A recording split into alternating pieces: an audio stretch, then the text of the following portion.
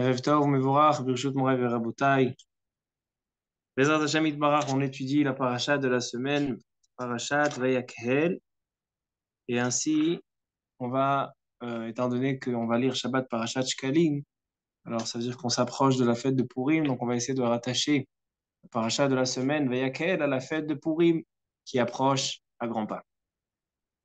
Et j'aimerais parler ce soir d'un thème qui est très intéressant de manière générale.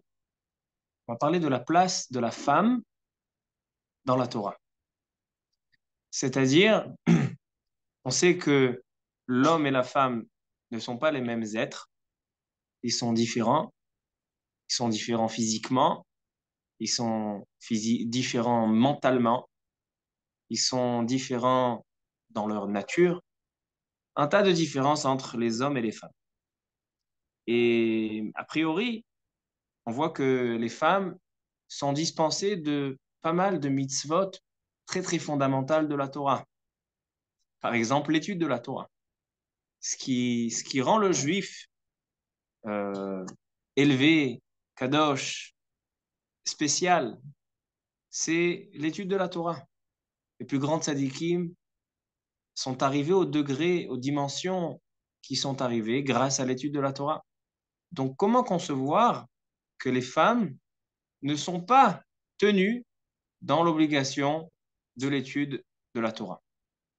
Ainsi, des mitzvot comme tfilin, tzitzit, shofar, souka, lulav, des mitzvot qui marquent le peuple juif, qui marquent un juif. Brit Mila, comment est-ce possible que les femmes ne sont pas concernées par toutes ces mitzvot? Et donc, ça nous laisse entendre à savoir quelle est la place de la femme dans la Torah. Est-ce que la place de la femme dans la Torah, c'est seulement pour cuisiner des bons plats et nettoyer la maison et s'occuper des enfants? Je ne vais pas dire que c'est je vais pas dire que c'est euh, une mission qui n'est pas honorable, mais peut-être qu'il y a quelque chose de plus profond. Qu'est-ce qui rattache la femme à la spiritualité? Qu'est-ce qui la rend divine comme l'homme? Qu'est-ce qui va lui assurer une place dans le Olam Haba? La Gemara déjà, elle demande cette question. La Gemara dans Masechet Brachot demande Ane Nache B'mai Kazachian. Que sera le mérite des femmes pour atteindre le Olam Haba? Répond la Gemara en disant parce qu'ils conduisent leurs enfants à l'école, au Talmud Torah, au Beth Midrash. Donc, cette réponse de manière superficielle, elle est un peu étonnante, quoi, parce que la maman, le matin, elle l'accompagne, après, à 4 heures de l'après-midi, elle va aller chercher. Alors, c'est ça ce que tu lui as donné à la femme. Donc, quelle est la place de la femme dans la Torah? Et pourquoi je parle de ça maintenant? Parce que c'est exactement la parashat Hashavua hein, et la fête de Purim. Parashat Hashavua, hein, c'est parashat Veyakhel.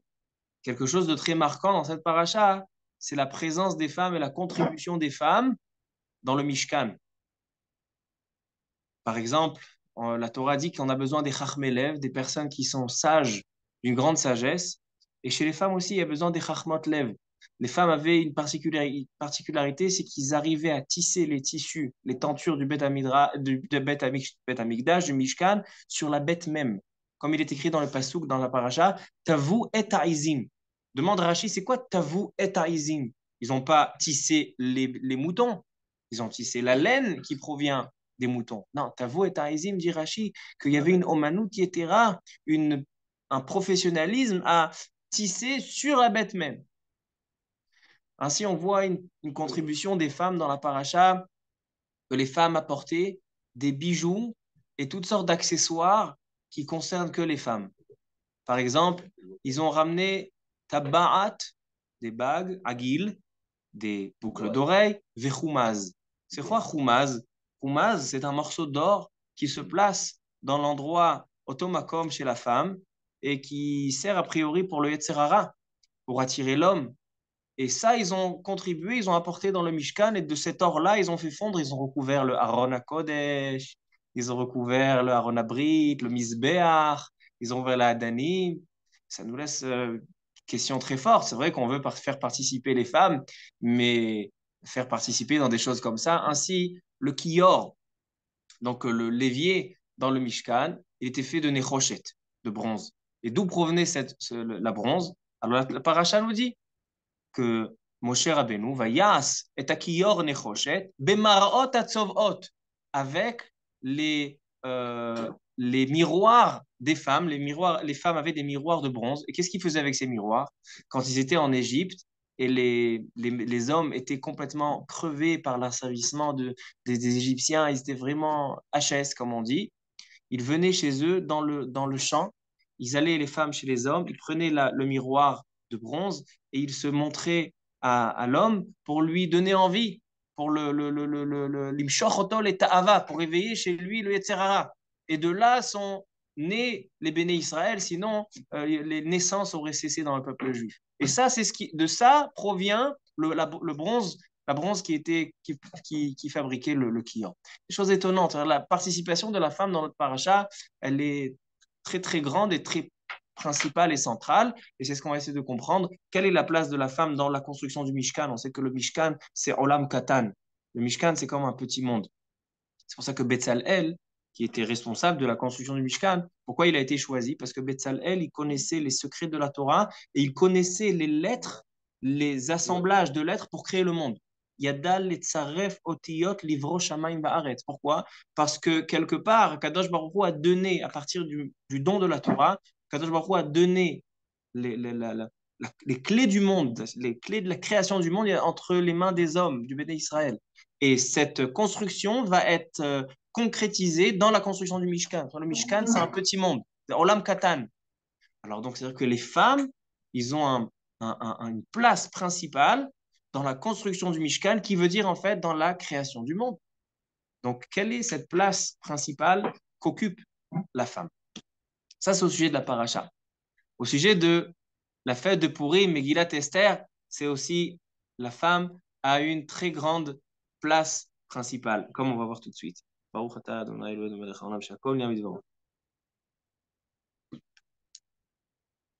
Tosfot dans Masechet Megillah, dans la page 4, demande Tosfot, la Gemara dit Amar Rabbi Yoshua ben Levi, Nashim hayavod b'mikra Megillah. Les femmes sont obligées de lire la Megillah, malgré que c'est une mitzvah qu'il devrait être exempté, parce que c'est une mitzvah qui est liée au temps. Malgré tout, les Chachamim ont tenu à impliquer les femmes dans l'obligation de Purim. Pourquoi? Dit Tosfot, parce que Ikaranes, c'est-à-dire le principal miracle qui s'est passé à Purim, c'était grâce à Esther. Et comme on le voit dans l'histoire de la Megillah.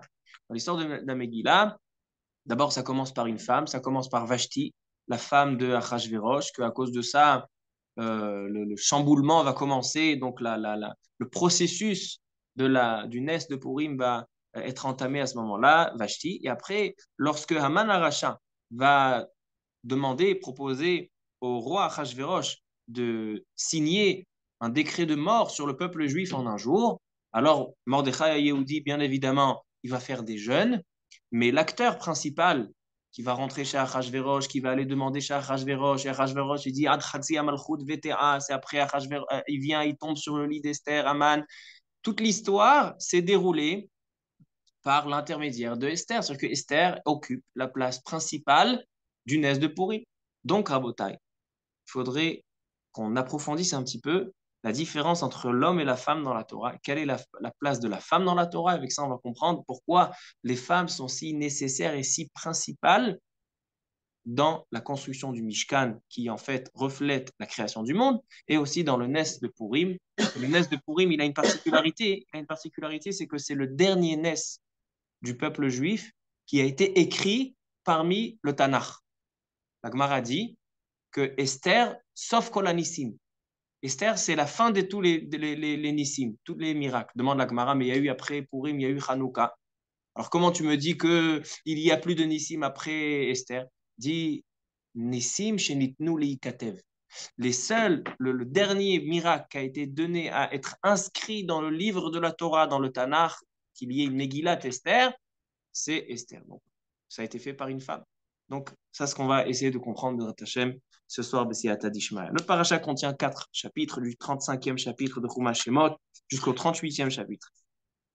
Donc, le premier chapitre, Moshe Rabbeinu nous rassemble les bénis Israël pour leur ordonner, parce que Teruma Tetzavé, Hachem parle à Moshe en lui disant quelles sont les instructions de la construction du Mishkan. Et maintenant, dans Parashat Vayakhel et Pekoudé, maintenant c'est l'ordre de Moshe au peuple et l'action, la construction même. Alors donc, Moshe Rabbeinu assemble Vayakhel, Moshe, il les assemble pour leur enseigner tout ça, toutes les lois de la construction du Mishkan. Il commence par la mitzvah du Shabbat, parce que la construction du Mishkan ne peut pas transgresser le Shabbat. Donc il leur dit, vous allez travailler pendant 6 jours. Le Shabbat, et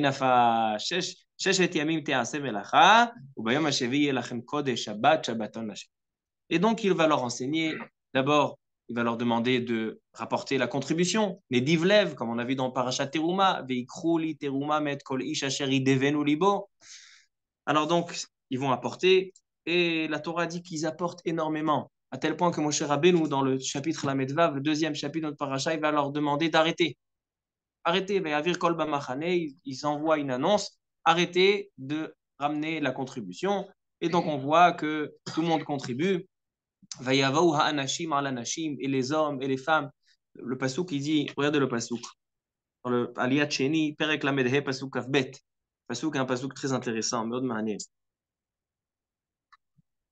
Lamedhe, pasouk Kafbet, c'est l'Aliyat Sheni, début de l'Aliyat Sheni. Vayavau kol ish asher nesa'o libo bechol asher nadva rucho. Donc les personnes sont venues contribuer.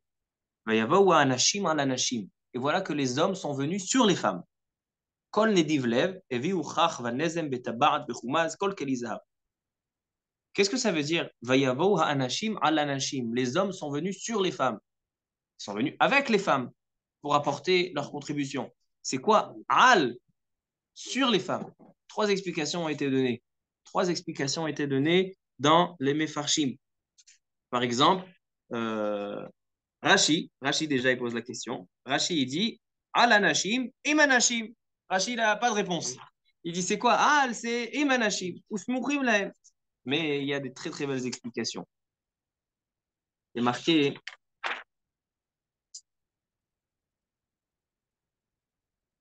le Midrash, il est rapporté dans le Baal HaTurim.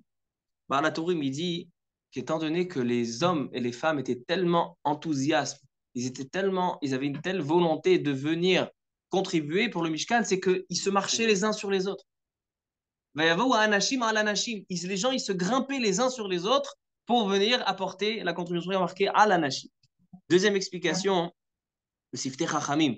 Siftei Chachamim sur Rashi, il dit pourquoi il est marqué Yavavo Anashim al Anashim. Il dit parce qu'il est marqué dans le tour, dans Yoredea, dans Halachot Tzedaka, Siman Resh Memched 248, il y a marqué que lorsqu'une femme apporte de la Tzedaka, on ne peut pas recevoir de la femme une grande somme. Parce qu'il faut s'assurer que son mari est d'accord. Alors une petite somme, on dit Nichale. Une petite somme, on dit que le mari il est d'accord. Mais une grande somme, on n'accepte pas. Alors là, étant donné qu'il rapportait des grandes sommes, alors on avait besoin de la surveillance et donc de l'accord du mari. C'est pour ça qu'il y avait Hanashim al-Hanashim, c'est-à-dire qu'ils venaient surveiller et donner leur accord. Mais il y a une troisième explication du Kli Yakar qui dit une très très belle explication. En Megadol. Il dit le Kli Yakar la chose suivante. Il dit le Kli Yakar que tout le monde sait que lorsque, dans la paracha de la semaine dernière, qui tissa la faute du veau d'or, alors les béné Israël, le peuple est venu chez Aaron en lui disant Koum, aselanu Elohim, fais-nous un Dieu. Alors donc, parce qu'ils ont vu que Moshe Rabbeinu, il n'est plus là. Alors Aaron à Cohen, il a voulu gagner du temps. Qu'est-ce qu'il a fait? Il a dit Parkou, nizme, neshechem. Allez chercher les bijoux de vos femmes, on va faire avec ça. Pourquoi il voulait gagner du temps comme ça? Parce qu'il savait que les femmes ne vont pas donner facilement les bijoux pour les projets maléfiques de leur mari. Alors c'est pour ça que les femmes, ils n'ont pas contribué. En fait, les femmes ne voulaient pas. Il y a marqué qu'ils ont arraché des femmes. Mais les femmes n'ont pas contribué pour la faute du veau d'or. Alors maintenant, on sait que la construction du Mishkan, Einyan Beniyat Mishkan, c'est une kapara sur le Chet HaEgel. C'est que celui qui doit contribuer pour la construction du Mishkan, c'est celui qui a fauté. Maintenant, étant donné que les femmes n'ont pas fauté dans la contribution, ils ont servi le Hegel, mais ils n'ont pas contribué à sa fabrication. Alors donc, a priori, ils ne sont pas censés contribuer à la fabrication du Mishkan. Participer à la construction, oui, mais les contribuer, non. Alors donc, il dit le Kli Yakar, c'est pour ça qu'il dit le Pasouk, C'est-à-dire que les hommes, ils ont dit, malgré que vous n'êtes pas chayav, vous n'êtes pas obligé de rapporter la contribution parce que c'est seulement nous qui avons fauté, pas vous les femmes. Malgré tout, venez apporter votre contribution. On soit marqué, ils ont encouragé les femmes à venir, comme ça dit le kliyakar. Donc on a trois perushim, trois explications pour marquer dans ce passage, voyez-vous, anashim, anashim, anashim. Et ensuite, ainsi de suite, dans la paracha, donc ils ont commencé à fabriquer, ils ont commencé à faire les tentures, les kirasim, les kirashim. Donc le Mishkan commence à prendre forme, vraiment de manière pratiquement intégrale. Et la paracha de la semaine prochaine, Pekoudé, ça sera le compte rendu, le résultat qui est fait par la construction. Et comme ça se terminera le Chumash Shemot. Après, on avaïkera déjà le commencement du service au Beth Amikdash. Ce sont les sujets évoqués dans notre paracha. Alors, comme j'ai dit, on a trois questions à essayer de comprendre ce soir. Quelle est la place de la femme dans la Torah? Parce qu'on voit dans notre paracha qu'ils occupent une place importante dans la fabrication du Mishkan et donc dans la création du monde, parce que le Mishkan, c'est un petit monde. Et ainsi, dans la Megillat Esther, l'histoire de Purim. Toute l'histoire s'est déroulée autour de Esther Amalka, une femme, et même la Megillah s'appelle Megillat Esther au nom de Esther, pas au nom de Mordechai. On ne dit pas Megillat Mordechai et Esther, elle s'appelle Megillat Esther. Pourquoi? Quelle est la place de la femme? Ça, c'est le premier sujet. Deuxième sujet, comment se fait-il qu'on a accepté des bijoux et des accessoires de Yetzerara, donc des choses qui sont un peu dans la débauche pour construire le Mishkan? On voit que les bijoux qui mettaient, pourquoi ça s'appelle Khumaz, dit Rashi, pour te dire Kan Makom Zima. Khumaz, le nom de ce bijou, c'est qu'il le mettait dans cet endroit-là, Kan Makom Zima. Et ainsi, les Marot Atzovot, le Kior, donc l'évier était fait par ces miroirs qui servaient à encourager les hommes à venir avec eux.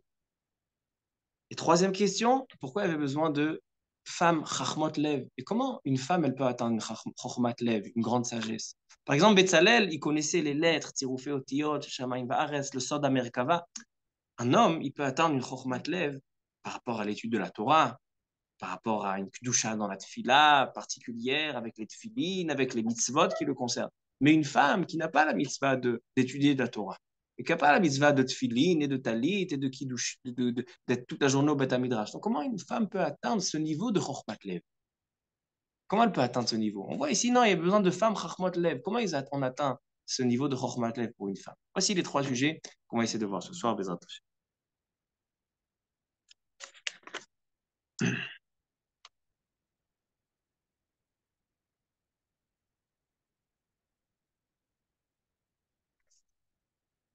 Alors on va commencer par une petite contradiction dans les Ma'amaré Chazal. Chazal, nos Chachamim nous enseignent, il y a marqué dans la Gemara, Asharoui belo isha, sharoui belo simcha ou belo Torah. Tout le monde connaît cette Gemara qui dit qu'un homme qu'il vit sans femme, alors il vit en fait sans joie, sans Torah, belo simcha, belo Torah. C'est en fait un homme vide. Il n'a pas de vie. D'un autre côté, il y a un pasouk qui dit Motse ani mar mi mavet et aisha. Il y a quelque chose qui est plus amer que la mort, c'est lorsque j'ai trouvé la femme. Motse ani mar mi mavet et aisha. Comment concilier ces deux enseignements? Alors venez, on essaye d'expliquer un petit peu. Qu'est-ce que c'est la femme? Allons à la création de la femme. Dans le livre de Bereshit, il est écrit que dans le Sefer Bereshit, Parashat Bereshit, il y a une différence dans la création entre la création de tous les êtres vivants et l'être humain. Les êtres vivants ont été créés par Hachem dès le départ, mâle et femelle. Zachar ou Nekeva bara utam. Les animaux, la volaille, tout ce qui est être vivant, c'était fait dès le départ, femelle et mâle. Chez l'être humain, donc chez Adam et Chava, c'était différent. Ils ont été créés ensemble, dans un seul corps. La Gemara dit d'où par Toufim. Ils avaient deux côtés. Un côté c'était Adam, un côté c'était Chava, mais c'était le même corps. Et après, Hachem, quand il a vu dans Bereshit Perek Bet. L'Oto veyot Adam levado. Il a vu que l'homme est seul, qu'il n'était pas seul, il y avait sa femme derrière lui. Alors, c'est mieux, non? Il la voit pas. Il n'a pas besoin de se maquiller, pas besoin... tranquille. L'Oto veyot Adam levado, c'est pas bien. Et c'est lo Ezer Kenegdo. Qu'est-ce qu'il a fait Hachem? Il a pris la côte de l'homme, pris la tsela, vaïven Hachem Elohim et tsela, il en a fait la femme.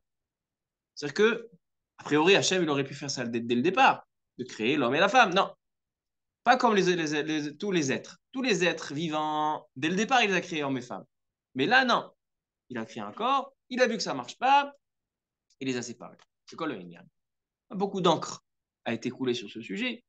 Mais on va essayer de suivre l'enseignement du Abarbanel, Don Yitzhak Abarbanel, là-bas, sur Bereshit. Abarbanel, il explique de cette manière. Il dit Don Yitzhak Abarbanel, il se base sur les écrits du Rambam dans le livre Moré Nevuchim. Dis-le à Barbanel, en fait, l'homme a été envoyé dans ce monde pour atteindre une shlemout. C'est-à-dire pour qu'un homme évolue, grandisse dans ce monde, pour atteindre l'objectif pour lequel il a été envoyé dans ce monde. Un homme, il a été envoyé pour une mission, et dès qu'il atteindra cette shlemout, on arrive au tikkun haolam. En fait, toute la création, elle a été faite pour l'homme, afin de l'aider à se perfectionner et à se bonifier et à grandir par les moyens qui lui ont été proposés. C'est pour ça que l'homme, à la base, c'est pas comme les êtres vivants. Les êtres vivants, il y a l'homme, il y a le mâle, la femelle. Il n'y a pas vraiment une vie de couple dans tous les êtres vivants. Il y a besoin d'un mâle et d'une femelle pour pouvoir assurer la suite, mais ils n'ont pas vraiment de lien. Mais lorsqu'on parle de l'homme et la femme, en fait, c'est une seule entité. Pourquoi? Parce que l'homme a été envoyé pour lui-même. C'est-à-dire que pour que lui se bonifie, il n'a pas été là, il n'est pas au service de quelque chose. L'homme, c'est l'objectif de la création. C'est pour ça qu'à la base, il a été créé ensemble. Maintenant, l'Oto veyota Adam levado. C'est quoi l'Oto veyota Adam levado? Il dit le à Barbanel, à partir des écrits du Rambam, qu'un homme dans ce monde ne peut pas s'occuper de tout. C'est-à-dire que si je dis à l'homme, regarde, toi, tu vas devoir aussi étudier, aussi travailler, aussi t'occuper de la maison, aussi préparer à manger, aussi de t'occuper des enfants, s'il sera trop absorbé par les occupations dans sa vie, et il se détachera des mouscalotes, c'est-à-dire qu'il se détachera de tout ce qui est le service divin et tout ce qui est dans la pensée, dans les choses qui sont liées au cerveau. Il lâchera les mouscalotes pour aller au maasé, pour aller dans les choses de l'action. L'otoveyota Adam levado. Qu'est-ce qu'il dit Hachem? Je vais prendre l'homme lui-même et je vais séparer le maasé et la marshava, c'est-à-dire je vais séparer la partie du cerveau chez l'homme et la partie des actions chez l'homme, je vais les séparer en deux. Ça servira à quoi? Ça servira que la partie pensée pourra se consacrer dans la pensée et la partie d'action pourra l'aider dans l'action. Mais en fait, c'est pour ça qu'il a séparé l'homme et la femme. C'est-à-dire que l'homme, c'est la partie pensée de l'homme et la femme, c'est la partie action de l'homme. Mais en fait, c'est une seule entité. C'est pour ça que si on revient à la première question du shiur, comment les femmes vont atteindre un niveau spirituel élevé? Cette question n'a pas lieu de se poser. Pourquoi? Parce qu'étant donné que l'homme et la femme viennent d'une seule entité, sauf que les deux parties chez l'homme qui sont pensée et action, on les a séparées en deux. Alors en fait, la femme qui fait l'action, elle est reliée complètement à l'homme qui est parti de la pensée. Et il dit la Barbanel, c'est pour ça qu'Hachem, il les a séparés en deux, et c'est le Ezer Kenegdo. Et il dit, c'est pour ça qu'Hachem, il a fait dans la nature que lorsqu'une femme cuisine un bon plat, alors elle a une satisfaction extraordinaire, de manière naturelle. Mais un homme qui cuisine un bon plat, il voit ça comme une corvée. Pourquoi? Parce que la femme qui est la partie action de l'homme, alors elle voit l'action comme son objectif, mais l'homme qui est la partie pensée de l'homme, alors dès qu'il doit passer dans l'action, alors il dit, je suis en train de perdre mon temps. Comme ça interprète le Abarbanel. Mais ça paraît un peu rendre la femme seulement pour nettoyer, comme j'ai dit tout à l'heure, nettoyer et cuisiner. C'est pour ça qu'on va donner une profondeur à cette phrase-là, profondeur à cette explication. Et après, on va comprendre aussi tout le sens de la place de la femme. Alors, avant de donner l'explication à l'Esod, je vais vous ramener une sikha, c'est-à-dire un shiur, qui a été donné par le rabbi de Lubavitch, qui a été donné à Purim. Il a enseigné une sikha à Purim. C'est rapporté dans la série de livres L'écouter Sichot, dans le chapitre, dans le tome 16, Chelek Tetzain, Purim Sikha Aleph. Le rabbi de Lubavitch, il pose une question très intéressante. D'une part, dans la Gemara Masechet Megillah, dans la page 7, il est écrit comme ça. Shalcha laem Esther la chachamim. Après la fête, après le miracle de Purim, ils ont été sauvés, etc. Esther a envoyé aux sages en disant Kevauni ledorot, fixez le jour de la fête de Purim, fixez-le en tant que jour de fête pour toutes les générations. Kevauni ledorot. Et ça a été accordé. Ils ont dit on accorde, les Chachamim de le Sanhedrin, ils ont dit d'accord, on accorde, on fixe le jour de Purim. Esther a envoyé une deuxième demande au Chachamim. Kitvuni ledorot. Esther dit écrivez-moi, c'est-à-dire écrivez l'histoire de Purim pour les générations. À tel point que la mitzvah de Purim sera de lire dans ce livre et que celui qui va lire toute la Megillah, il connaît toute la Megillah, il va la lire par cœur, pas à partir de ce livre, le Yotzei Dechova. La Mishnah dit Kera'a alpe le Yatsa. Il faut que ce soit dans le livre. C'est-à-dire que ça, c'était suite à la demande de Esther. Kevaoni les dorot et kitvuni les dorot. Ça, c'est la Gemara Masechet Megillah, page 7. Ça, c'est dans le Talmud Bavli, Talmud de Bavel. Dans le Talmud Yerushalmi, là-bas est marqué, a priori, autre chose. Mordechai et Esther ont demandé au Sanhedrin de fixer le jour de Purim en tant que jour de fête. Et les Chachamim ont accordé. Demande le rabbi de Lubavitch. Contradiction. Dans la Gemara Talmud Bavli, tu vois que qui c'est qui a fait cette demande? C'était seulement Esther, pas Mordechai. Et dans le Talmud Yerushalmi, tu vois que c'était Esther et Mordechai. Pourquoi ils se contredisent? Dit le rabbi de Lubavitch, il n'y a pas de stira. La fête de Purim est composée de trois choses. Est composée de marshava, de dibour et de maasé. C'est-à-dire, la fête de Purim est composée d'une part de la pensée, d'une part de la parole et de la troisième part de l'action. C'est-à-dire, Mordechai Yehudi, il était associé, comme dit le Talmud Yerushalmi, il a demandé avec Esther, il a demandé de fixer ce jour-là en tant que jour de fête, ça c'est dans la marshava, dans la pensée. Il a demandé de dire au Chachamim, fixer ce jour-là, c'est un jour de fête, un jour qu'on ne travaillera pas, un jour qu'on remerciera Hachem, un jour spirituel. Donc Mordechai, il a voulu fixer le côté spirituel de la fête de Purim. Après, dans le Talmud Bavli, Esther a voulu rajouter encore deux autres choses. Pas seulement la partie de la marshava, mais la partie du dibour, de dire Kevaouni les Dorot. Je souhaite que la fête de Purim soit mentionnée tous les ans, de faire une lecture et un récit de la fête de Purim. Le dibour, ça a été accordé. Et après, Esther, elle dit encore une chose. Pas seulement que ce dibour soit seulement Beprinat dibour, mais que ce dibour soit aussi à partir d'un maasé dans un livre. Écrire la Megillat Esther. Et ça a été accordé. Donc en fait, il répond le rabbi de Lubavitch. Il n'y a pas de contradiction entre le Talmud Bavli et le Talmud Yerushalmi. Dans le Talmud Yerushalmi, on voit que Mordechai, il était associé à la demande de la fête de Purim. C'est la partie de la marshava, de dire que c'est un jour de fête, un jour de joie. Mais dans le Talmud Bavli, où il est écrit que Esther a demandé Kevaouni et Kitvuni, là-bas, c'est le Dibour et le Maas. Et en tout, on a Marshava, Dibour et Maas. Comme ça, il répond le rabbi de Lubavitch. Continue le rabbi et il dit pourquoi Mordechai, lui, choisit de fixer la Marshava, donc la pensée, et Esther choisit de fixer la parole et l'action. Il dit parce que tout le déroulement de la fête de Purim, ça s'est déroulé de cette forme. Pourquoi Mordechai a dit qu'est-ce qu'il a fait dans le Nes de Pourim? Mordechai Yehudi, il a fait des prières, il a fait des jeûnes, il a essayé de faire tchouva aux gens. Mordechai Yehudi, il était acteur de manière dans la pensée, dans la rouchaniout, dans la spiritualité. Mais après, celui qui a fait le dibour et le maasé, celui qui a fait la parole, aller parler devant Mordechai Achashverosh, aller parler devant Aman, celle qui a fait le maasé, d'aller, de rentrer et de faire tout ce qu'elle a fait, le prinat à maasé, ça c'était Esther. Donc il dit le rabbi, c'est pas seulement que Mordechai il a choisi le marshava et Esther a choisi le dibour et le maasé, c'est que tout le Nes c'était comme ça, c'est que Mordechai il était responsable sur la marshava et Esther elle était responsable sur le dibour et le maasé.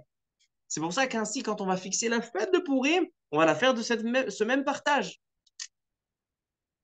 Et non seulement ça, comme on vient d'expliquer, c'est ça le sens de l'homme et de la femme de manière générale. C'est que l'homme, il est beprinat marshava, comme on a dit, que l'homme et la femme, c'était un seul corps. Hachem, il a vu que le côté de la réflexion chez l'homme est absorbé par le côté de l'action. Qu'est-ce qu'il a fait, Hachem? Il a séparé. Donc, on a Mordechai, c'est l'homme, c'est la marshava. C'est ça qu'il a fait faire tchouva aux gens, la rouchaniout, mais il n'était pas dans l'action. Mais après, on a le dibour et le maasé. C'est le côté du corps, de l'action. Ça, c'est qui? Ça, c'est la femme, c'est Esther. C'est-à-dire que ce qu'on a expliqué tout à l'heure, la différence entre l'homme et la femme de manière pshuta, de manière simple, c'est exactement l'histoire de Pourri. Il est le dibour du gouffre, c'est le gouffre, c'est le gouffre. C'est le gouffre, le dibour, c'est un maasé. Il y a marqué que Akimat Sfataim, on n'a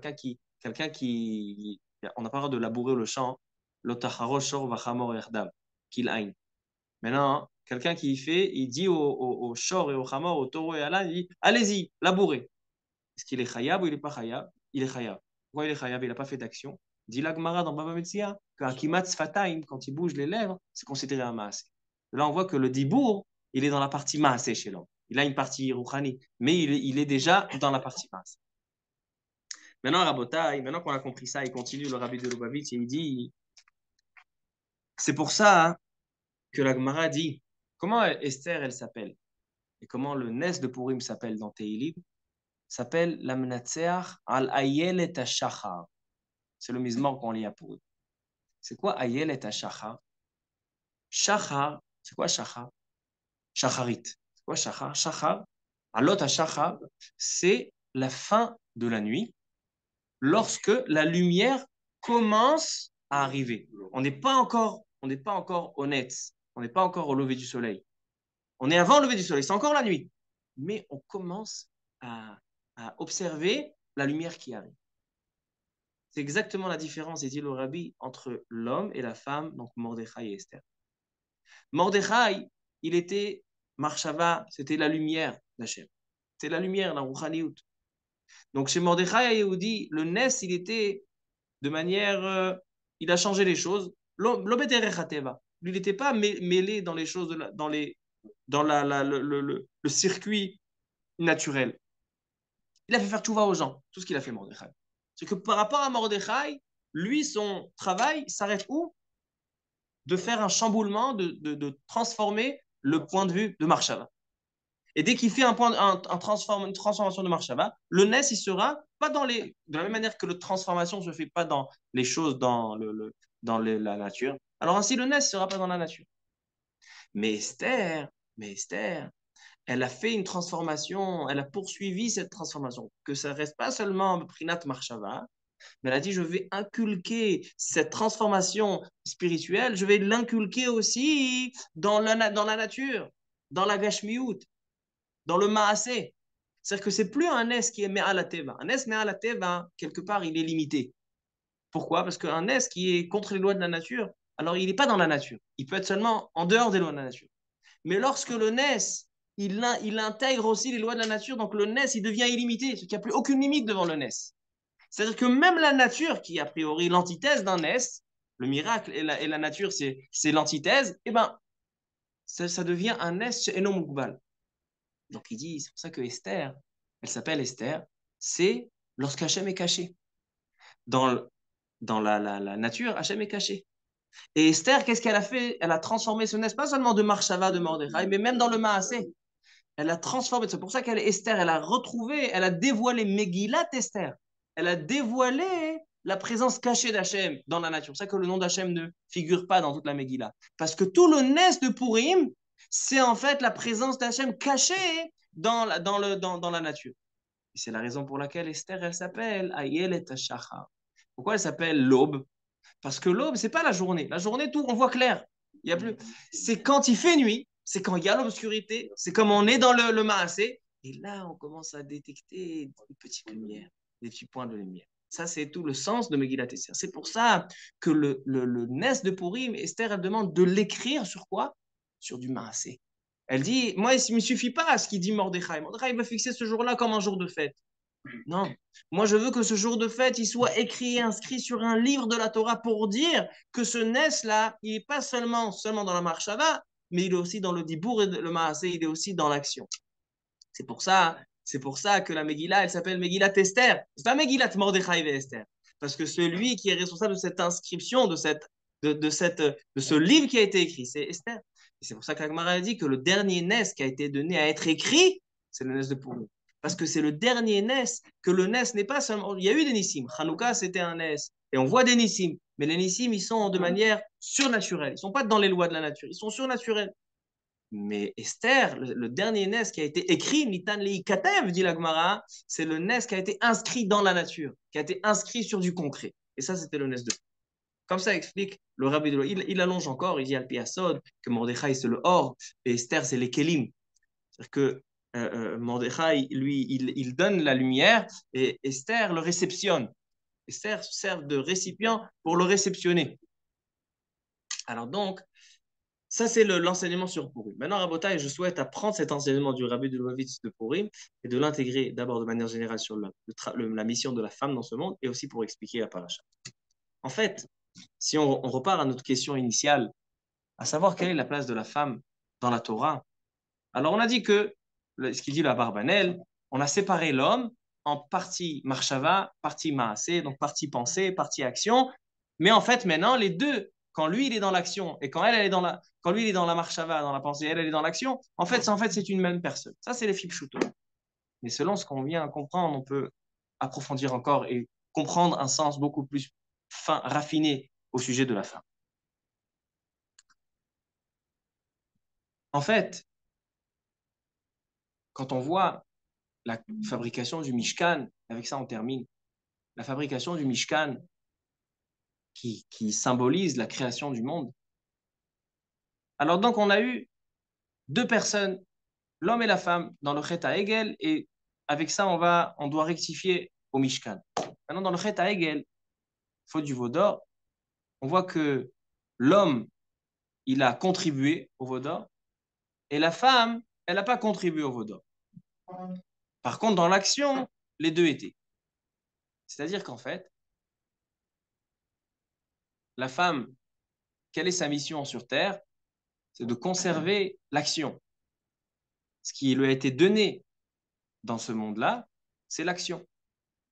Et l'homme, ce qui lui a été donné, la responsabilité, c'est la réflexion. Lorsqu'on vient contribuer, on vient donner, faire une édivoute lève, c'est quelque chose quelque part de spirituel, d'une volonté de donner, de contribuer. L'homme a contribué. C'est-à-dire que l'homme, il a fauté dans ce qu'il était responsable. Il était responsable de sa marshava, mais il a fauté dans le Chet HaEgel. C'est pour ça que dans le Mishkan, il faut rectifier cette faute. Et donc, il a besoin de prendre cette marshava, cette nivou de lève, et de la rectifier, de donner pour le Mishkan. Par contre, la femme, que elle, sa mission, c'est pas la marshava. Sa mission, c'est l'action. Donc, elle n'a pas fauté dans la marshava. C'était pas sa mission. Donc, elle n'a pas donné.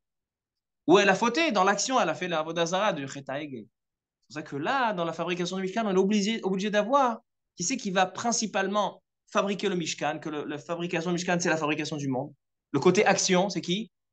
C'est la femme. On a besoin des Chachmot Lev, qui savent quoi? Qui savent tisser le tissu sur la bête même. Je pense que le secret de Tavo et Taizim, c'est-à-dire que tisser le tissu sur la bête même, ça prouve l'action la plus, euh, terrestre qu'il puisse y avoir. C'est le massé le plus matériel qu'il puisse y avoir. Parce que quand je prends la bête et je coupe, je tond la laine, etc. C'est déjà quelque chose de déconnecté. Mais quand je tisse sur la bête, c'est une omanout yetera, c'est la omanout de la femme. C'est-à-dire que c'est exactement, Rabotai, c'est exactement le complément de l'homme. C'est-à-dire que l'homme, s'il reste seulement spirituel, alors donc jamais il se développera dans ce monde. Parce que dès qu'il arrivera en conflit avec ce monde, alors donc il perdra les pédales.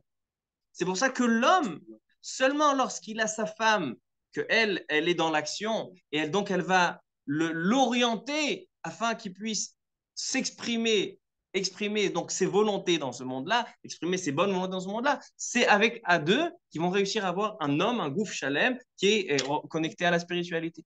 Maintenant, on va essayer de répondre, selon ça, on va essayer de répondre à toutes les questions qu'on a demandées.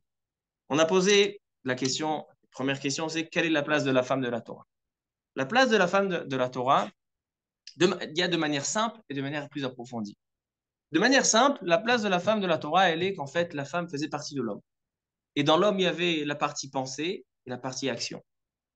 Et Hachem a vu que la partie pensée est absorbée par la partie action. Qu'est-ce qu'il a fait, Hachem? Il a séparé la partie pensée et la partie action. Et à deux, donc l'homme, il est responsable de la partie pensée, la femme, la partie action, et à deux, ils vont pouvoir se compléter, mais en fait, c'est un seul corps. Ça, c'est de manière simple. Mais de manière approfondie, quelle est la place de la femme dans la Torah?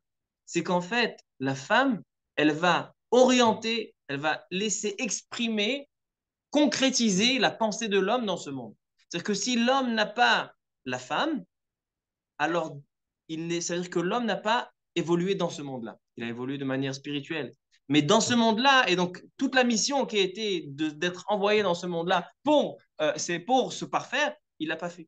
Et c'est la femme, justement, que la femme le tire à chaque fois dans le Olam HaMaaseh, dans le monde de l'action. C'est là qu'il va réussir à prendre le Maaseh, à bien l'orienter. Ça, c'est la place de la femme dans la Torah. Deuxième question qu'on a demandé, comment se fait-il que Hachem accorde dans le Mishkan la présence de choses qui sont des bijoux de Yetzerara, de la débauche, comme le Choumaz, c'était un bijou que la femme mettait là-bas, et comme le Marot Hatzovot, que c'était des miroirs qui faisaient. Comment se fait-il? Je pense que c'est exactement le Inyan. C'est-à-dire que ce qu'il y a a priori chez la femme, c'est que si la femme réussit à orienter, donc la femme qui est responsable de l'action, si la femme, par son action, arrive à orienter la pensée de l'homme vers la spirituelle, c'est-à-dire qu'ils ont à deux élevé une pensée et un corps spirituel. C'est-à-dire que justement, dans la chose qui a priori peut rabaisser l'homme le plus, tomber dans la débauche, c'est la chose la plus terrible qu'il puisse y avoir, c'est exactement la mission de la femme. C'est-à-dire que le Mishkan, que la construction du Mishkan, c'est la création du monde.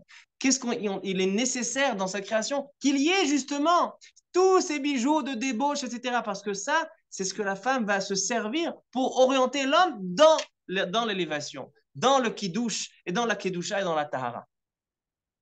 Et c'est comme ça qu'on peut concilier ce qu'on a dit tout à l'heure. D'une part, il y a marqué qu'un homme sans femme, il est sans simcha, sans Torah.